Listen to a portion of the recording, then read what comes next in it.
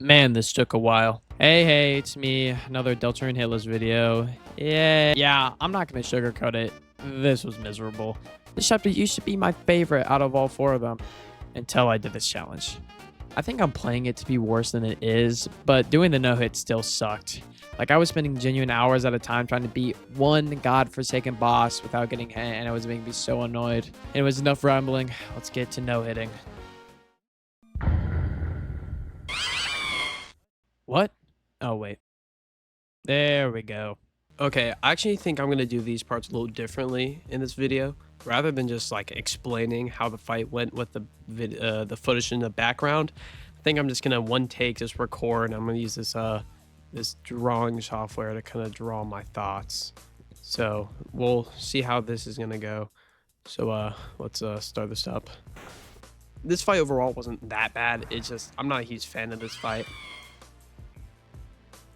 So this first phase here, he cycles through these like this fireball or like dropping bombs. The fireballs aren't bad. It's just that like the patterns they come in, just like I find myself like standing like right here, and then he'll fly like right on top of me and shoot out, and then sometime I just get hit. But overall, the fireballs aren't bad. You just kind of have to like see where this guy's positioned. Like if I'm here, the fireballs are here. Just gonna try and go in between them. It's very simple. And the bombs, they're not hard. It's that like most of the time I would very easily dodge it. It's that sometimes if there's like a bomb here and a bomb here, I'll go in between, but I don't like see the bomb over here, and then I'll get like it's just you gotta try and get a full scope of what's happening. But that attack isn't too bad. Now he cycles through. It's a lot easier to do damage on the bomb version. If you don't do damage to him for a while, he'll actually get like cocky and he'll start laughing, and then it'll give you like a really good chance to start attacking. I don't know if it happens in this run, but it's just if you aren't doing damage. So you can play it really safe, just not attack, wait for him to get cocky and start laughing. You gotta see like that, so then you can get some damage in. Next phase, you just gotta dodge. Just stay in the spot, go left and right. If he comes in like this, you can kind of go outwards and then quickly do a 180. Just quickly tap D or A and then immediately attack, and you can catch him on the while he's flying. That'll come in later whenever he's in his final phase. These guys are actually kind of the bane of my existence. These guys shouldn't be as hard as they are, but like to me, I kept getting hit by these because they come in at an angle like this, or like I'd be like here, like let's say I'm standing here and they come in here, and I'm trying to move and attack, but it would whiff, and then I can't attack diagonally, so I get tagged.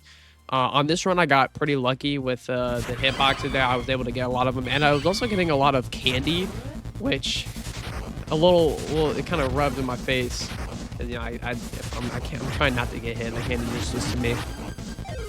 And he goes back into doing both. This phase is pretty much as equally as hard as the first one. It's hardly different, and plus it doesn't last that long. Another one of these, honestly, you want to be patient here. A lot of times I would rush, and that's why I get hit. So a lot of candy. When I first beat this boss, I get not nearly as much candy. Now I just try and get a little bit of damage here so the fight goes a little bit faster. It's not needed, but it makes it go a lot faster. Another phase of this, I feel like this run was pretty lucky in terms of like how the AIs were moving. They were going to they just die here. They go into the attack them final phase. Kind of. This is very easy. Just literally just walk along in a circle. Be careful of the bombs. I got a little greedy, start attacking. Now this part, I've this part I got hit on a lot, but after a while I got really used to it. You have to use the, you tap the button and attack them. Little strategy there. But it's not that bad. It's just that a lot of times it feels like there's nothing you can do. Like no matter how fast you move, it's gonna hit you. But it's just trying to be efficient with your movement. Don't move too much. Try and attack him as he's passing through. That's the only way you can get it. Luckily, he was low enough HP here. I only had to hit him like once or twice. So yeah, that's the fight. The hit list took me like 40 minutes. Not too bad. Also, I just don't like this fight. Like, I think it's cool that's using this, but it's really annoying sometimes, especially the first time to beat it. So yeah, there's the no hit. Now move on to the next one. All right, now for Tenna. Tenna's not that bad of a boss. It only took me half an hour. I thought it was going to take me way longer. So I'm going to try to explain what I do for each attack. But there's not a whole lot to explain for some of these attacks. Okay, for this one can be tricky. Because as they come in, they'll kind of like scoop around. So you may be like sitting here, think you're safe, and then you get tagged because it's coming up. Like you'll see here as it like... See how they kind of curves up, maybe not as much as I said it did, but up here they kind of like exist like in this top area. Down here it might be a larger curve, but that can trip you up. So I would say like whenever you dodge, be like, don't do minor adjustments, do like very big dodges. Something else you might notice, this has been said a ton before, but you see how here I'm doing, I might want to get a different color. Hold up, this is better. Does black work here? Oh, this is weird. Okay, whatever. Anyways, you see how I'm doing 474 here? That's because in this run I did the Shadow Mantle boss. I did all the no hits in the same run. So once you defeat the Shadow Mantle boss, your crit damage actually gets tripled. And against Tenna, for some lore reason. And if you don't do it, it gets halved. So I didn't know this until after I did this fight. So I was like, man, I'm doing a lot of damage. So if you do Shadow Mantle, go for attacking because you'll just delete his HP in not many turns. So yeah, just if you plan on doing 10 to no hit, try and do the Shadow Mantle. And then you can do a lot of damage. Here, what I would do is I would stay at the bottom. But I feel like a better strategy and easier one is to just stay in the middle. And because what will happen is, it'll be, your heart would be split in half. So like you'll say have like bottom half here. And so if there's something coming here, oh, that's going to hit me so I can move. That also works. Being at the bottom is fine, but it's just sometimes like it may be hard to react to.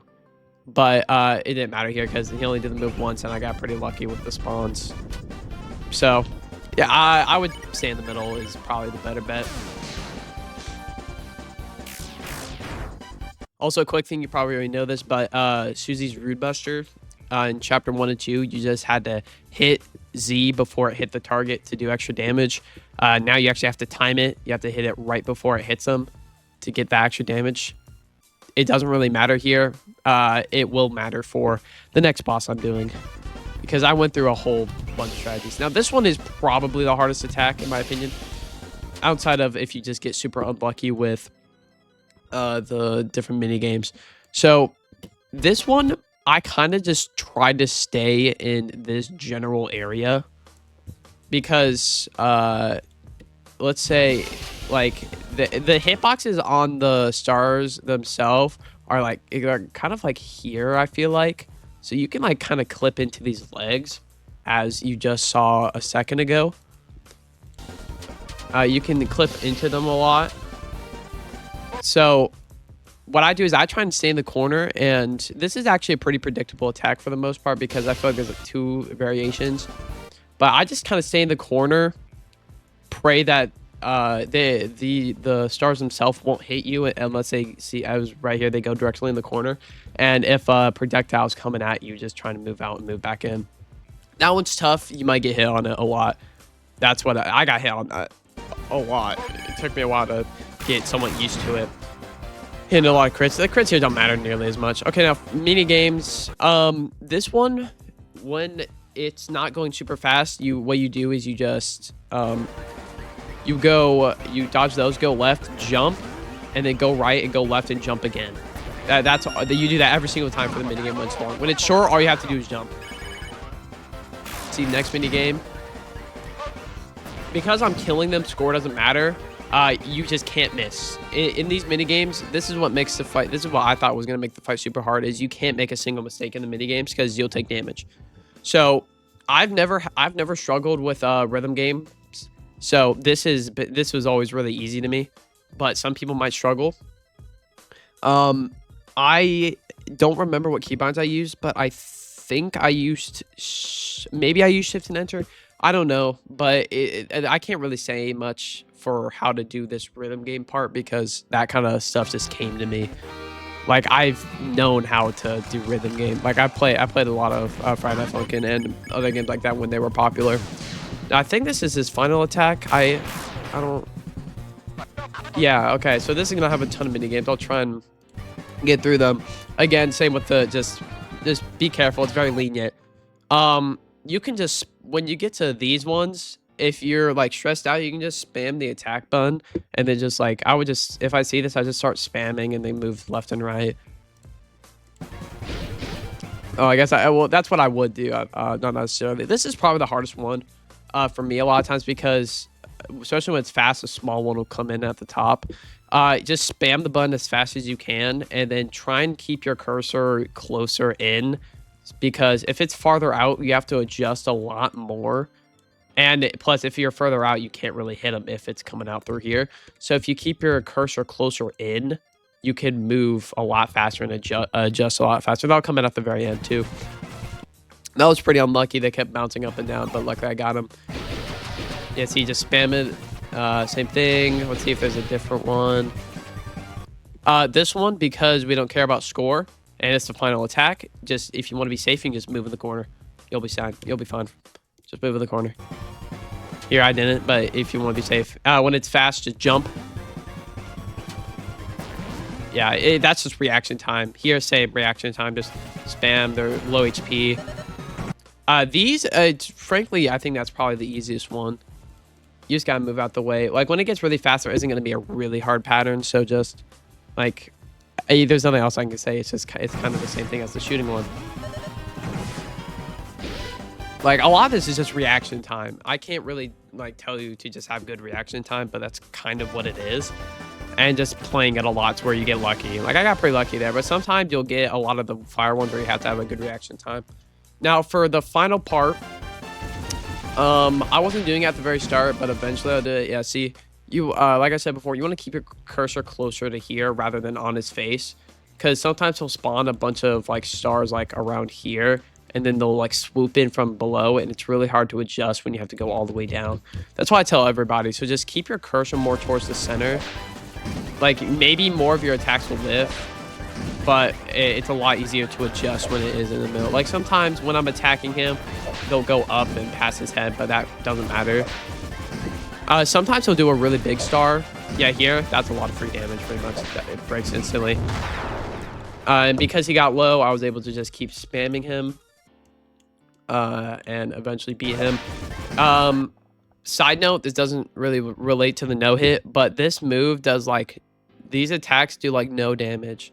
Like, they'll start doing a lot of damage, but once you get down to, like, 20 HP, it'll start ticking off 4 each time. So, it's really easy to beat this fight because it's really hard to die on this last attack. But it's also annoying when you get hit on this last stack, you have to die, and then you're just sitting there just getting whittled away for a long time. That's what took up a lot of time. But yeah, that's the no-hit. It's not too bad. It only took me like half an hour. The next boss will take up a lot more time. So I guess going to that one now.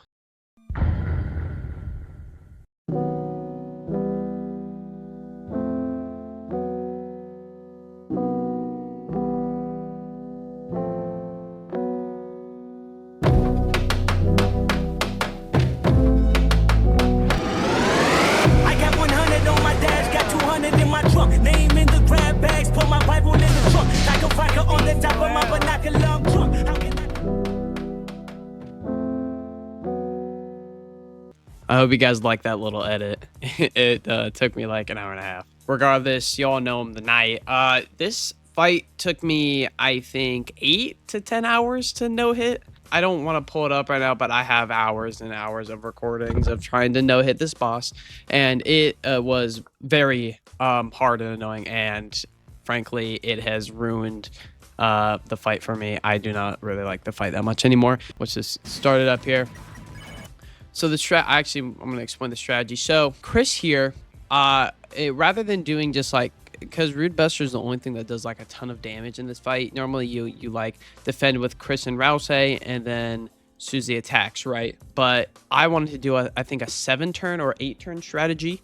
So in order to do that, I use a tension item in the very beginning and then attack with Susie and Rouse rather than just like fully defending. So next round, I can Rude Buster and also attack and be fine. But it requires a good amount of grazing in the first attack. So if I did everything correctly, I need to do a certain amount of damage before a turn to activate the final attack. But in this run, I actually I think I did 5 less. I calculated I did 5 less damage than I needed to. So I ended up having to do that extra attack that I was trying to avoid. It didn't matter because I didn't get hit, but it kind of freaked me out. Okay, so first attack. This one's the hitboxes are extremely lenient. You can go it seems like the hitbox is like this. You can go inside of these pretty much. So what I do is I stay near the front and then I go backwards following it for graze, just so I can get more TP. So I get like 60 TP. And then after it's done, I see how I'm like kind of just following it so I can get more TP. And then after it explodes, this first phase, there's not many and they're very slow. So just try and stay away from it when it explodes. Just find like an empty spot. So right here would be good. So just want to try and find a spot where they're not very too close to. So when it explodes, you have plenty of room and don't get hit immediately by the projectiles. Oh yeah. So you see I'm attacking using Rude Buster, all that. You got to time. This strat requires a ton of crits and getting almost perfect timing on the Rude Buster. And most of the time I would get it. This time I didn't get it, but it doesn't matter. This move, what you want to do is stay very still. Don't move around a bunch. Stay still. And then wait until the thing fades like into existence and starts getting like really red, and then you kind of want to tap it. I mean, don't like just duh. You want to do like a duh. You know, that was a bad explanation, but basically you don't want to move that much. I think I'm moving a little too much here, a tiny bit too much, but that's because I don't have the fast soul, so I'm like trying to overcompensate. You can, if it's diagonal, you can move up or left or down or right. You don't have to move diagonally. So if you want, you can just keep like moving one direction or like keep moving up or down until you have one that's up and down. And then like there's so many ways you could do this. Just basically don't move too much and try and don't get near an edge because that could mess you up. This one's really easy, the first variation and the second one. So as it slices, you're gonna get pushed down one side. So I personally stay in the bottom left. I think that's popular. A lot of people stay in the bottom left. And as it opens up, you're gonna have like these groups of like spikes, and they're gonna come down at different speeds. So depending on where it is after it opens up is how fast you're gonna go down. So as you can see, we have a group of two.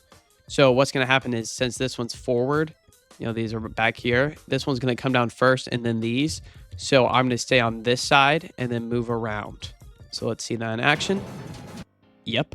See, as it's like, it will close you in, and that can get very scary, but these are decently lenient hitboxes. So I wouldn't be too worried. Let's get another example. So these opened up, came out, these started going down first. So I went left and then I go back right in.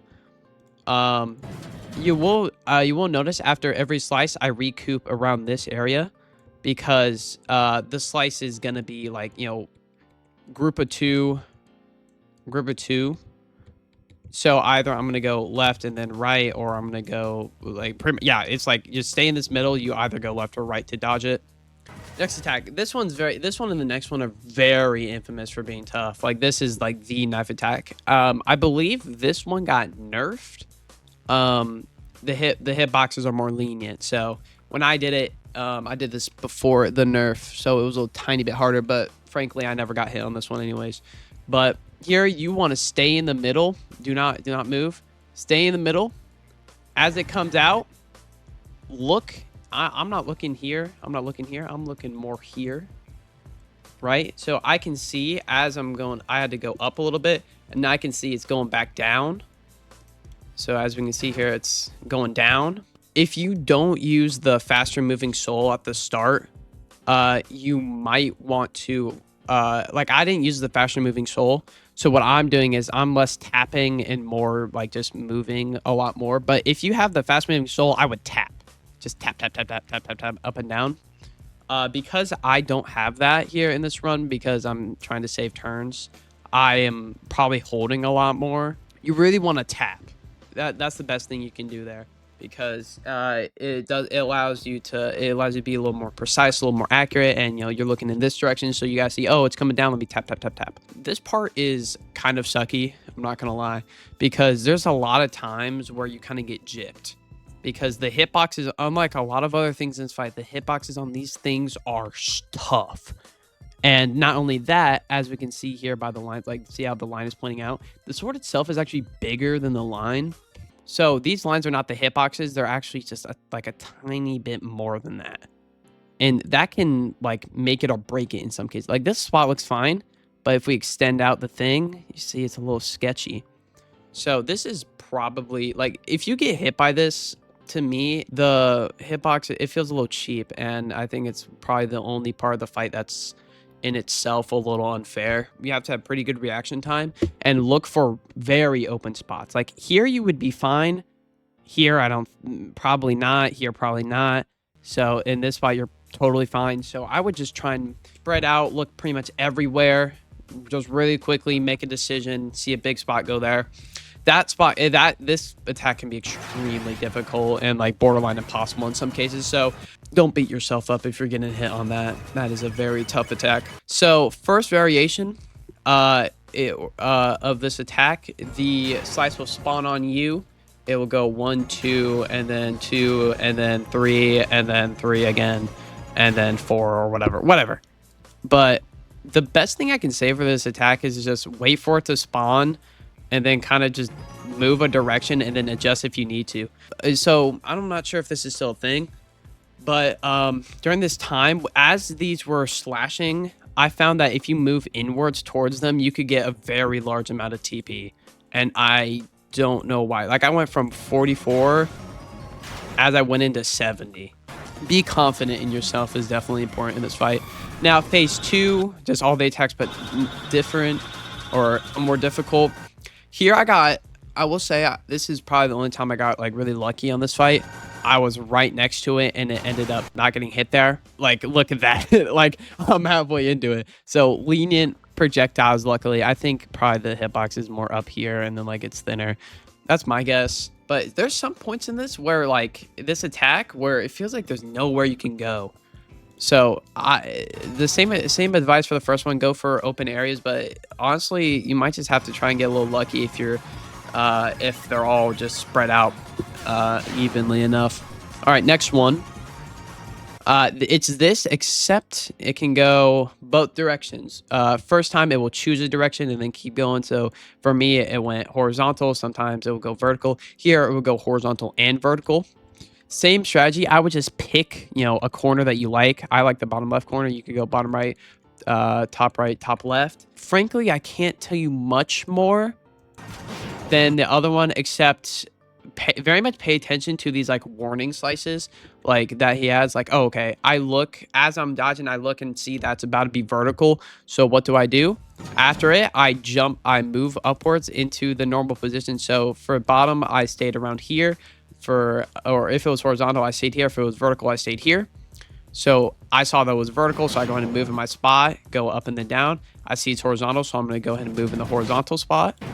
That is probably the best advice I can give you. Just look ahead. I see it's horizontal, so I'm going to go ahead and move to these safe spots, quote unquote safe spots. The next attack, I believe, is probably, I don't want to say the hardest attack, because it was the hardest for me for a little bit, and then at some point kind of just clicked. Like, this one is so hard to explain. Kind of like, you just, like here, I will sit still, and then I will just kind of have to react to which way the swords are getting closer to me. So I'm going to draw over here. Let's say my heart's here. The swords come in like this. Over time, it might look like this, closer to this. So then I will move my heart right. Here, that was scary. That is so scary. Like I said, that can be a little unfair at times. Realistically, I should go for this, but they've already like gone backwards, so they go like this and then they back up a little bit and then go in. So they would already back up. So I was like out of time. If I went for this, I would have gone hit. So I just had to settle here, which is definitely very close. Like I wonder if I can. Like it got close to me. If I did everything right, I believe that should be the last attack. But I did barely too little damage. So then it does this attack, which I can go and explain to you. Frankly, it's not that much harder than the first version of this. So same advice, except more so. Try and stay in the middle. Don't move too much, and don't get scared. Don't be too scared to move, but don't move too much. It's trying to find the balance, because I was getting too scared to move and then I would get hit by the main swords. But so when you're confident, like it's pretty lenient on the hitboxes, so just be confident in yourself and you'll be fine. Now this is the last attack because it's gonna do this is the second to last attack, so it's gonna do the updated slices, which my advice is the same as before. Move in direction, just try and adjust. It's not bad. Hitboxes aren't too bad, so you can just, it's not super hard to, it's pretty hard to get hit there. So that one's just practice. This one is pretty easy. Like it looks scary. It's literally, it's just a circle. It's the exact same as like the Sans Gaster Blaster, the final attack, which the Gaster Blaster on Sans is harder because it's way longer and I feel like it's a little less lenient. Plus you don't get a bajillion TP from it. But at this point in the fight, you've already like, you don't have, the damage doesn't matter. You can just, from then on, you can just spam attack. Like you don't have to do Rude Busters or anything. You've done enough damage. Whatever, I take some time because I speed up my soul. Because for the last fight, you really want the soul boost on the last attack, because if you don't, you will not move at all. You will be super slow. So what I do for this attack is I stay in the bottom left, and as things are coming in, these have decently lenient hitboxes. So as they're coming in, I try and move in like singular direction. So I kind of go like left, right, left, right. You'll see here as I'm coming in, left, right, left, right, left, right, left, right. Like I just try and like don't complicate my movements as much. This is just a circle, also very lenient. I go back in my same spot. This last part's very easy. If you get unlucky, it could send a ton at you, but you know, you can clip into like the true hitboxes are probably something like this. So a lot more lenient than it looks, maybe a little bigger. So you can definitely clip through some of the parts. In fact, and sometimes you have to.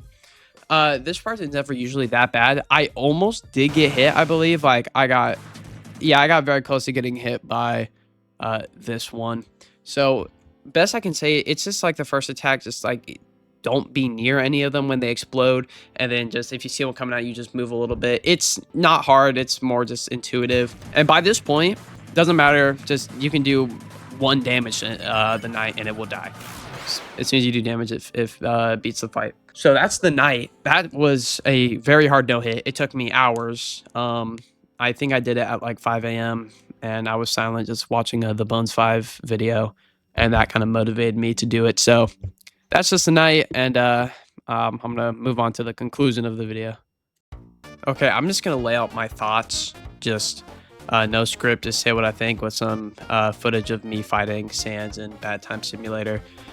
I really like this chapter. This is probably my second favorite chapter, first favorite, whatever. And I love the bosses, but the knight was just so unbelievably annoying to no hit that it kind of made me like dislike the game. And it's also the reason why I have 50 hours in the game. I really like the knight boss fight. It's kind of like, I hate to make like a random comparison, but it's like after Dako beat 50-20, like I kind of don't really want to be associated with it anymore. Well, at least that's how I assume it was. This is still a very fun chapter, and I still had a lot of fun no-hitting. Like I was in call with my friend a lot of the time just doing the no-hits. I'm glad I was able to finish up this video. I know it took like over a month. Frankly, I've just been really busy. I haven't had the most motivation to work and finish on this video and the chapter 4 video, which probably might take a little bit considering I haven't done all the no hits. I have another Boston no hit. You can guess which one. So yeah, that's pretty much all I have to say. Thank you for watching. Like, subscribe, comment more, please, and see you in the next one. Bye bye.